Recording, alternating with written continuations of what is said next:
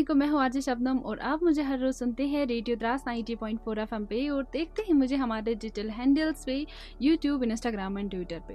तो रमज़ान करीम का बाबरकत महीना चल रहा है, तो आज हम बात करने जा रहे हैं कि जब भी आप फास्टिंग रखते हैं ड्यूरिंग रमज़ान, आपका डाइट चार्ट कैसा रहना चाहिए, डाइट प्लान कैसा रहना चाहिए, आप हाइड्रेटेड कैसे रह सकते हैं, क्या क्या प्रिकॉशंस लेने की जिस्म ज़रूरत पूरी तरह है। तो उम्मीद भूख है और कि ये प्रोग्राम जो है, ये वीडियो जो है आप लोगों के लिए बहुत ज़्यादा फ्रूटफुल रहने जा रहा है। तो इसी सिलसिले में जुड़े हैं हमारे साथ डॉक्टर एहसान, जो कि काम कर रहे हैं एज ए मेडिकल ऑफिसर सब डिस्ट्रिक्ट हॉस्पिटल द्रास में। तो बहुत बहुत खैर मकदम करते हैं। सबसे पहले तो मैं आप लोगों का शुक्रगुजार हूँ कि आपने मुझे मौका दिया अपने व्यूज़ रखने का, प्लस रेडियो द्रास और इंडियन आर्मी का भी थैंकफुल हूँ कि वो पब्लिक के बेनिफिट के लिए और पब्लिक इंफॉर्मेशन के लिए ऐसे नॉलेज और इंफॉर्मेटिव प्रोग्राम्स चलाते हैं। जी, तो जी सर, आज का मकसद हमारा यही है। रमज़ान करीम चल रहा है, बाबरकत महीना चल रहा है, तो बहुत सारे लोगों को बहुत मसले भी होते हैं, पता नहीं होता है कि हमें एक अच्छी डाइट क्या क्या लेनी है। तो स्टार्ट हम सबसे पहले करेंगे सर, जो मेडिकल बेनिफिट रहता है इस महीने का। तो मुझे लगता है कि सबसे इम्पोर्टेंट है वो जानना कि हमारे लोगों के लिए कि जो मेडिकल बेनिफिट्स इसके अलग से रहते हैं। जी सर। ऐसा है कि बेनिफिट्स इसमें बहुत सारे हैं जी, अगर आप कहें, लेकिन उसके लिए बेनिफिट्स के लिए आपका इम्पोर्टेंट है कि आप एक बैलेंस्ड डाइट और एक प्रॉपर शेड्यूल फॉलो करें। जी, अगर आप रैंडमली कुछ भी खाएंगे तो उसका कोई बेनिफिट नहीं होगा।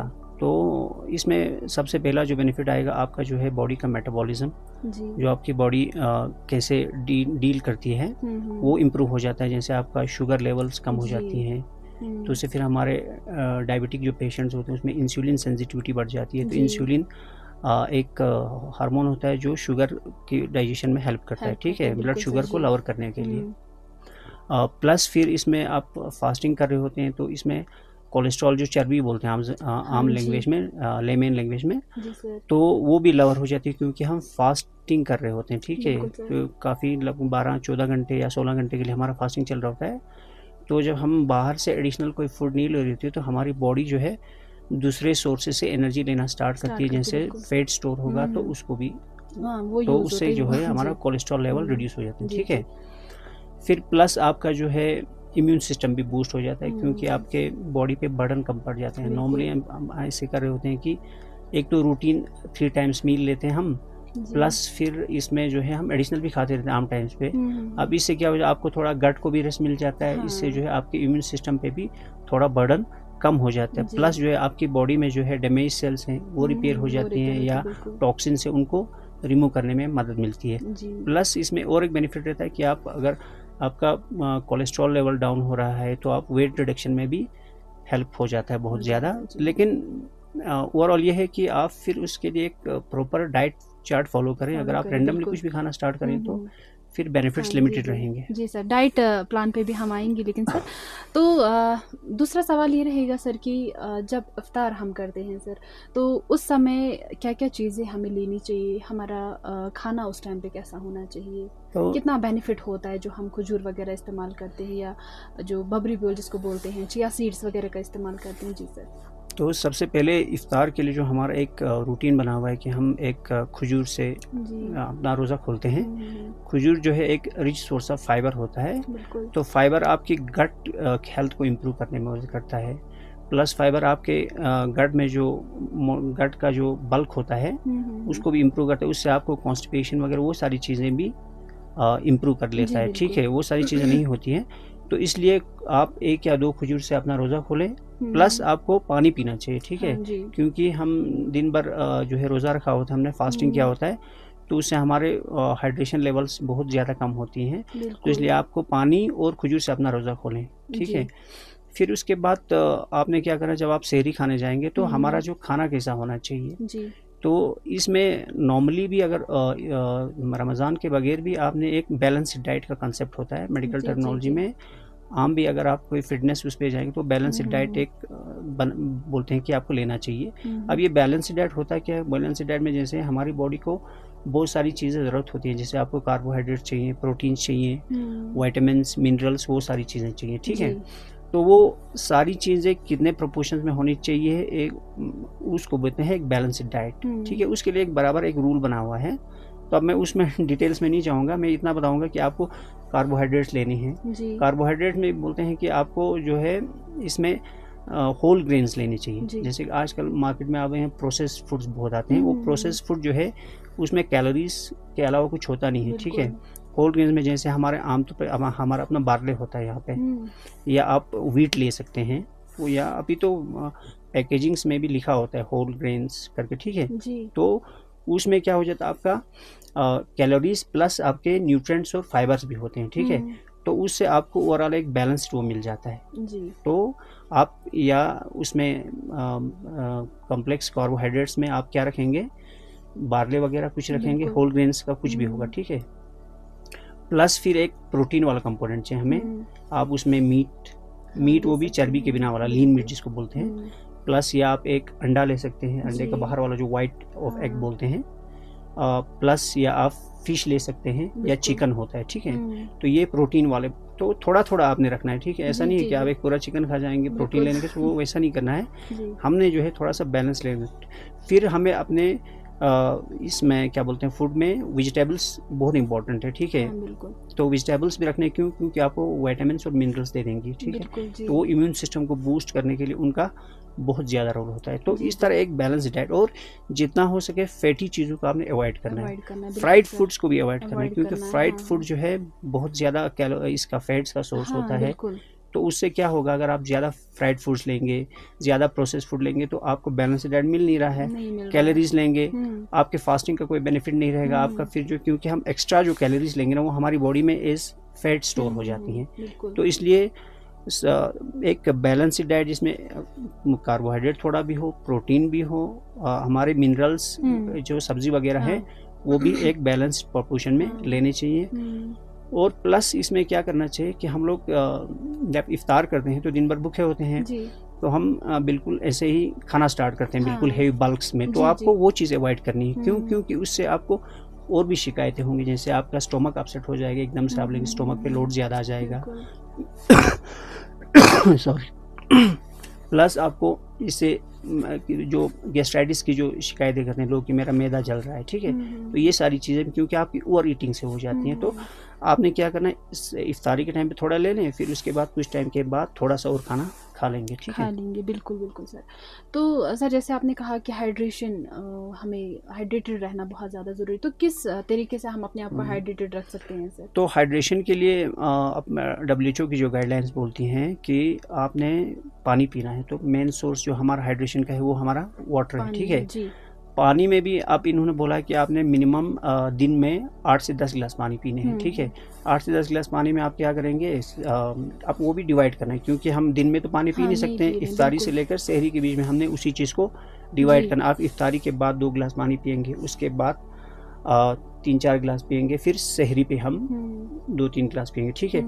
अब इसमें भी पानी को भी मतलब कि हम लोगों का कॉमन क्या है कि बहुत सारों का प्रैक्टिस है कि वो बल्क में पानी पीते हैं। पानी को आपने बल्क में नहीं पीना है, ठीक है। 1-2 लीटर साथ में पीते हैं, उसको कोई बेनिफिट नहीं। आपको पानी को सिप्स में लेना है, ठीक है। क्योंकि आप बल्क में पियेंगे तो वो आपको यूरिन के साथ निकल जाएगा, उसका कोई बेनिफिट नहीं रहेगा। प्लस आपने क्या करना है कि जो हाइड्रेटेड फूड्स, जो फ्रूट्स आते हैं जैसे वाटरमेलन हो गया, मेलन हो गया, तो वो चीज़ें भी आपने लेनी है ताकि आपको हाइड्रेशन मिल जाए, ठीक है। जी बिल्कुल सर। तो और एक इम्पॉर्टेंट सवाल सर, हमारे यहाँ पे पेशेंट्स आपको देखने को मिलते हैं, चाहे डायबिटिक की बात करेंगे हम, या ड्यूरिंग रमज़ान क्या प्रिकॉशंस रहेंगे उनके लिए। लैक्टेटिंग मदर्स होती हैं, प्रेग्नेंट वीमेन होती है, तो उनके लिए क्या प्रिकॉशंस रहती है ड्यूरिंग रमज़ान के लिए? तो इसमें यह है कि पहले हम थोड़ा प्रिकॉशंस पे बात करेंगे, फिर उसके बाद हम आगे जाएंगे। प्रिकॉशंस में ये है कि आपने ज़्यादा स्वीट्स अवॉइड करनी है, सॉल्ट भी ज़्यादा नहीं लेना है, और शुगर वाली चीज़ें भी नहीं लेनी, और फैट्स भी नहीं लेनी। क्यों? क्योंकि अगर आप सॉल्ट और ज़्यादा स्वीट चीज़ें लेंगे तो आपको प्यास ज़्यादा लगेगी, ठीक है। तो हमें दिन में फास्टिंग रखना है, तो इसलिए ये चीज़ें अवॉइड करनी है। स्वीट्स में अगर आप, क्योंकि रमज़ान में और एक चीज़ हम नोट करते हैं कि हम लोग क्या करते हैं, या तो कोई फिरनी बना रहा होता है, सिवैयाँ वगैरह है ना, स्वीट चीज़ें हम बहुत ज़्यादा ले रहे होते हैं, तो उस चीज़ को अवॉइड करना चाहिए। आपने क्या करना चाहिए, नॉर्मली जो रिकमेंडेशन है कि आप ठंडा पानी ले लें, उसमें कोई भी सीजनल फ्रूट ले सकते हैं आप, ठीक है, उसको उसमें डालें और आप उसको ले सकते हैं, ठीक है। स्वीटनेस जो चीज़ें हैं वो नहीं लेनी है आपने, ठीक है।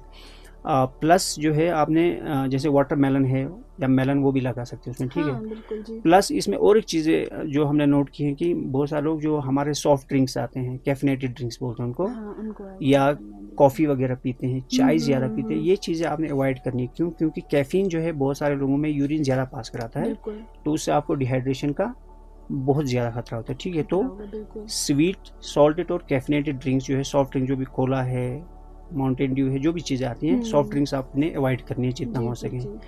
फिर प्लस नेक्स्ट में आ जाते हैं आप, हमारा फेट वाला कंपोनेंट है ना। फेट वाला क्योंकि हम लोगों को चर्बी से ना, फेट से या ऑयली चीज़ों से बहुत प्यार है, तो हमें उस चीज़ पे भी थोड़ा अपना ध्यान देना पड़ेगा कि जितना हो सके आपने फैट्स को कम यूज़ करना है। जैसे चर्बी वाला मीट आप अवॉइड करेंगे, अच्छा घी ज़्यादा नहीं लेना है आपने, बटर ज़्यादा नहीं लेना है, या चीज़ वगैरह है, ये चीज़ें आपने जितना हो सके कम करनी है।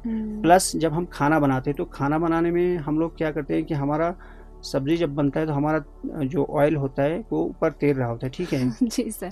तो फिर वो ज़्यादा हार्मफुल है आपको। हाँ, तो आपने उस चीज़ को भी हमें खाने में मिनिमल जो है, जितना कम से कम जितना तेल यूज़ करें उतना यूज़ करें, क्योंकि आप वो रिच सोर्स ऑफ फैट होता है और वो भी सैचुरेटेड फैट्स होते हैं, उनको हार्मफुल फैट्स बोलते हैं, ठीक है। तो उससे आपके जो रोज़े में आपने सहरी दिन भर आप फास्टिंग में हो तो उसके बेनिफिट्स जो है बहुत कम हो जाते हैं, ठीक है। प्लस जो है ये हो गया। फिर उसके बाद साल्टी चीज़ों में आ जाते हैं हम, नमकीन जो है, नमक, क्योंकि नमक जो है ना, आप नमक ज़्यादा लेंगे, जैसे बाज़ार में हम आमतौर पर अचार लेते हैं, उसमें भी नमक ज़्यादा होता है।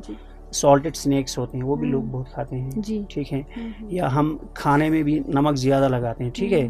तो इसमें एक गाइडलाइन बोलते हैं कि आपको टेबल सॉल्ट जो हमने टेबल पे रखा होता है, नमक का जो छोटा सा वो डब्बा, स्प्रिंकल सॉल्ट स्प्रिंकलर बोलते हैं, तो वो चीज़ें आपने हटानी है। सॉल्ट भी जितना आप मिनिमम से मिनिमम, जितना आप कम से कम यूज़ करें उतना उसका आपके लिए बेनिफिट है, क्योंकि आप रोज़ा रख रहे हैं तो आपको इससे ज़्यादा प्यास लगेगी। प्लस और एक चीज़ जो मैंने बोला कि इसमें हमने ओवर ईटिंग अवॉइड करनी है, क्योंकि ओवर ईटिंग से आपको क्या हो जाएगा, इंडाइजेशन हो जाएगा, आपको पेट फूलने लगेगा, आपको हार्ट बर्न होंगे, आपका मैदा जलने लगेगा, वो चीज़ें अवॉइड करनी है। और प्लस जो है रोज़े में हमने एक चीज़ और नोटिस की होती है कि हम क्या कर रहे होते हैं कि फिजिकल एक्टिविटी बहुत ज़्यादा रिड्यूस करते हैं, हम करते ही नहीं एक्सरसाइज, ठीक है। नॉर्मली भी हम नहीं कर रहे होते हैं, क्योंकि घर वाला कुछ काम करने को बोलता है, हम बोलते नहीं जी मैं तो रोज़ा है, मैं नहीं करूँगा, ठीक है। तो इस एटीट्यूड को भी थोड़ा चेंज करने की ज़रूरत है। आपने थोड़ा सा, ऐसा भी नहीं है कि आप एक हैवी एक्सरसाइज करें, आप एक light mild to moderate exercise करेंगे जी। थोड़ा सा अपने आपको मोबाइल रखना है, ऑन द मूव रखना है, ठीक है। क्योंकि उससे भी थोड़ी सी आप मोबाइल रहेंगे तो आपकी बॉडी जो है आपका स्टोर्ड फैट्स है उसको बर्न करेगी, तो आपको बेनिफिट्स बहुत मिलेंगे, ठीक है जी। तो यहाँ पे मुझे और एक सवाल ये याद आ गया सर, बहुत सारे ऐसे लोग हैं आफ्टर सहरी जो है उनको वो एसिडिटी वगैरह होती है, तो उस टाइम पे उनको किन चीज़ों का अवॉइड करना चाहिए ताकि वो एसिडिटी की ओर ना जाए? एक तो मैंने यही बोला, देखिए एक तो ओवर ईटिंग वाला है ना, मेन रीज़न तो वही है, ठीक है। आप वो चीज़ें या ऑयली या फैटी चीज़ें ज़्यादा खा रहे होते हैं, स्पाइसी चीज़ें, आप अचार वगैरह लगा रहे होते हैं, ठीक है। तो इन सारी चीज़ों को अवॉइड करना। प्लस अगर आपको अगर नॉर्मली किसी को एसिडिटी रह रही है, उसको स्टोमक बर्न हो रहा है, तो आपने क्या करना, जब आप सेरी के लिए उठेंगे कम से कम हाफ एन आवर पहले एक पेंटॉप की टैबलेट ले सकते हैं, ठीक है। पेंटॉप या कोई भी पीपीआई, जैसे स्मोप्रेजोल, बहुत सारे ब्रांड नेम्स आती हैं, तो एक वो वाली टैबलेट आप ले सकते हैं, उससे आपको हार्ट बर्न में बहुत बेनिफिट रहेगा। प्लस प्रिकॉशंस लेनी पड़ेंगी, ठीक है जी। तो अब आखिर में सर एक मैसेज, प्लस आपने एक चीज़ में भूल गया, वो डायबिटीज़ और हाइपरटेंसिव पेशेंट्स के लिए ना, तो कोई डायबिटिक और हाइपरटेंसिव पेशेंट होगा या लैक्टेटिंग मदर होगी या प्रेग्नेंट वुमेन होगी, अगर वो फास्टिंग करना चाहती है, तो डायबिटिक पेशेंट्स में, क्योंकि इसका सबसे ज़्यादा रिस्क डायबिटिक पेशेंट्स के लिए होता है, क्योंकि वो ऑलरेडी मेडिकेशंस पे होती हैं, वो वाली मेडिकेशंस होती हैं जो ब्लड ग्लूकोज को कम करती हैं, ठीक है। क्योंकि हमारा जो बॉडी में एनर्जी सोर्स है वो ग्लूकोज है, ठीक है।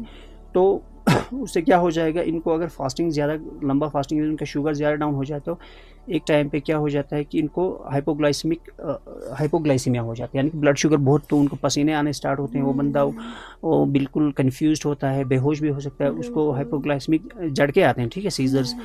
तो इसलिए उन पेशेंट्स को क्या करना चाहिए, रोज़ा रखने से पहले अपने डॉक्टर से मिलें, बात करें कि भाई मैंने क्या रोज़ा रखना है। अगर उसका शुगर अच्छे से कंट्रोल हो तो वो रख सकता है, ठीक है। नॉर्मली अगर किसी का कंट्रोल नहीं हो तो उस पेशेंट को रिकमेंड नहीं करेंगे कि हम आप रोज़ा रखें। अगर फिर भी किसी का कंट्रोल अच्छा वो रखना चाहे तो अपने डॉक्टर से मिलके अपनी मेडिकेशंस के बारे में प्रिकॉशंस क्या लेनी वो रखनी है। प्लस इन पेशेंट्स को घर में एक ब्लड ग्लूकोज मॉनिटरिंग के लिए एक ग्लूकोमीटर होना चाहिए। इन्होंने दिन में कम से कम 3 बार अपना ग्लूकोज मॉनिटर करना पड़ेगा, ब्लड ग्लूकोज, क्योंकि वो पेशेंट खुद कर सकता है प्रिक लगा के। तो अगर उनको लगे कि भाई हाइपोग्लाइसेमिक सिम्टम्स हैं, जैसे प्यास ज़्यादा लग रही है या उसको पसीने आ रहे हैं, उसको लग रहा है मेरे हाथों में कुछ सुन सुन सा लग रहा है, ठीक है, या बेहोशी की वो हो रहे हैं, उस टाइम पे उसका अपना रोज़ा तोड़ना चाहिए। अगर ब्लड ग्लूकोज 70 से नीचे जाए, जो WHO गाइडलाइन बोलती हैं, तो आपको अपना फास्ट ब्रेक करना है, क्योंकि इसके बड़े नुकसान आते हैं। हाइपोग्लाइसेमिक सीजर्स में जाएगा, हाइपोग्लाइसेमिक शॉक में जाएगा, तो फिर बहुत प्रॉब्लम्स होती हैं, ठीक है। इसी तरह प्रेग्नेंट मदर्स और लैक्टेटिंग मदर्स के लिए भी यही है। अगर मदर हेल्दी है, कोई अंडरलाइंग कंडीशन नहीं है, जैसे क्योंकि बहुत सारी माओं को क्या हो जाता है कि प्रेगनेंसी के दौरान कुछ चीज़ें जैसे डायबिटीज़ हो जाता है, उसको जेस्टेशनल डायबिटीज़ बोलते हैं, या प्रेगनेंसी में हाइपरटेंशन हो जाता है, PIH बोलते हैं, प्रेगनेंसी इंड्यूस्ड हाइपरटेंशन, ऐसी कोई भी, या उनको खून की कमी जो हमारे यहाँ बहुत ज़्यादा प्रेवलेंस है, तो उनको अवॉइड करना चाहिए, क्योंकि ऑलरेडी उनकी बॉडी स्ट्रेस में होती है। प्रेगनेंसी खुद एक हाई रिस्क स्टेट है, प्लस अंडरलाइंग कोमोबिडिटी होगी, तो उनको भी अवॉइड करना चाहिए। अगर मदर हेल्दी है, फिर प्रॉपर अपने एक काउंसलिंग करके उनको वो रोज़ा रख सकती हैं, ठीक है जी। तो आखिर में सर एक मैसेज इस महीने के थ्रू आप क्या देना चाहेंगे रमज़ान? तो रमज़ान के हवाले से मैं एक और भी कहूँगा कि थोड़ा स्मोकिंग वगैरह है या वो वाली चीज़ें भी अवॉइड करें, ठीक है। उससे खुद को भी नुकसान है और दूसरों को भी नुकसान है। प्लस में अगर आप रमज़ान के मैक्सिमम बेनिफिट्स लेना चाहते हैं तो आप एक बैलेंस्ड डाइट लें, आप एक अपने आप को अच्छे से हाइड्रेटेड रखें, थोड़ी बहुत फिजिकल एक्टिविटी भी करें, तो फिर आपको रमज़ान के बेनिफिट्स भी आ जाएंगे। और नशा वगैरह से भी आप अपने आप को दूर रखें, क्योंकि इससे आप खुद को भी फ़ायदा पहुंचा रहे हैं और दूसरों को कम से कम नुकसान नहीं पहुंचाएंगे। बिल्कुल, बहुत बहुत शुक्रिया। तो ये थे हमारे साथ जुड़े हुए डॉक्टर एहसान। बहुत सारी इन्फॉर्मेशन इन्होंने हमारे साथ शेयर की। उम्मीद है कि ये प्रोग्राम बहुत ज़्यादा फ्रूटफुल रहने जाएगा तमाम लोगों के लिए, हमारे कम्युनिटी के लिए, जिन्हें जो कन्फ्यूजन था कि हमारे रमज़ान का महीना चल रहा है, हम कैसे अपनी बैलेंस्ड डाइट लें, क्या क्या चीज़ें हम खाएं, है ना। तो उम्मीद है कि ये बहुत फ्रूटफुल रहेगा आप लोगों के लिए। इसमें आपको बहुत जो फैटी चीज़ें हैं वो बहुत कम करना है, एक्टिविटीज़ को बिल्कुल कम नहीं करना है। हमारा आम तौर पे रहता है कि रोज़े से हैं तो काम नहीं करना है ना, सोते रहते हैं, तो वो चीज़ें हमें नहीं करनी है। जो हमारे यहाँ पे डॉक्टर एहसान ने कहा कि ये चीज़ें आपको प्रिकॉशंस लेनी है ड्यूरिंग रमज़ान, आप फास्टिंग कर रहे हैं तो किन किन चीज़ों का आपको ख्याल रखना है, तो आपको बस वैसे ही करना है, तो इंशाल्लाह हमारे जो बाबरकत महीना है ये अच्छे से गुजर जाएगा। तो मिलते हैं फिर से किसी नए प्रोग्राम के साथ। इन्फॉर्मेशन जो प्रोवाइड हम आप लोगों तक करते रहेंगे, ऐसे ही ढेर सारा प्यार देते रहिए रेडियो द्रास 90.4 FM को। मिलते हैं फिर से किसी नए प्रोग्राम के साथ, दीजिए इजाज़त, अल्लाह हाफिज़। न खौफ न मंजिल की फिक्र, अपने ही धुन में चला चल हम सफर, कभी द्रास से श्रीनगर या हो लद्दाख का सफर, हर दम रहे आपके साथ आपका अपना रेडियो द्रास 90.4